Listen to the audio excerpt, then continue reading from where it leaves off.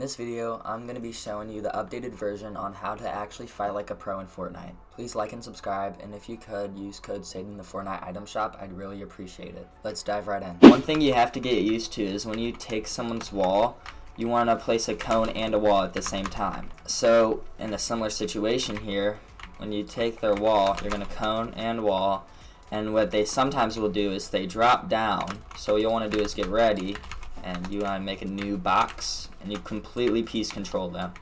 One little tip for you guys is that when someone's in a box and you notice they don't have a cone, what you might want to do is look under, and you see I can place a cone in their box, just like that.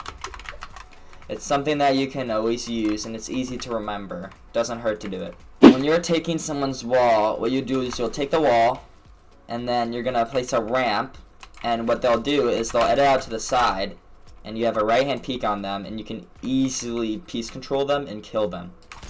All of this is a reason why you should always have a cone in your box. It is crucial to have one anyway, so you can edit up and get out, and you can fight a lot easier. You can jump up. When you're like this, you have to take high jumps on peanut butter edits, and you can die. Players are starting to use edit on release now, like Clicks and Peterbot. The reason why players were using confirm edit on release is because you can be more patient with what you're doing. Like, you can do peanut butter edits and sit behind the wall just like this, but when you're on edit on release, you have to look up while doing that. I think it's totally better to use it because you can edit much faster. Each and every time I get on, I log into a 1v1 match and I practice my free builds.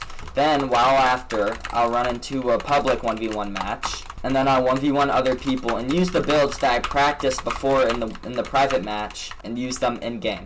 Pro players nowadays are not doing the usual drop down and place a stair.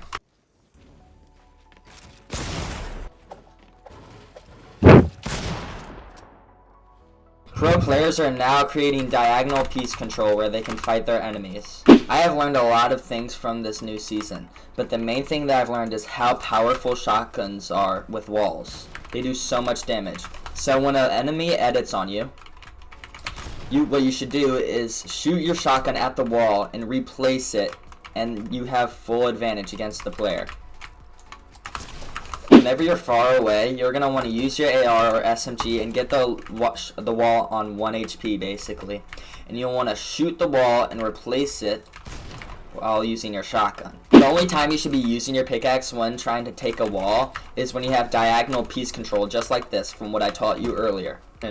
So the most important thing though is that when you're trying to take someone's wall, they can edit on you and you need to be able to reset really fast. This also goes with having good ping. So I recommend you guys using an Ethernet cable. I'll put the link in the description.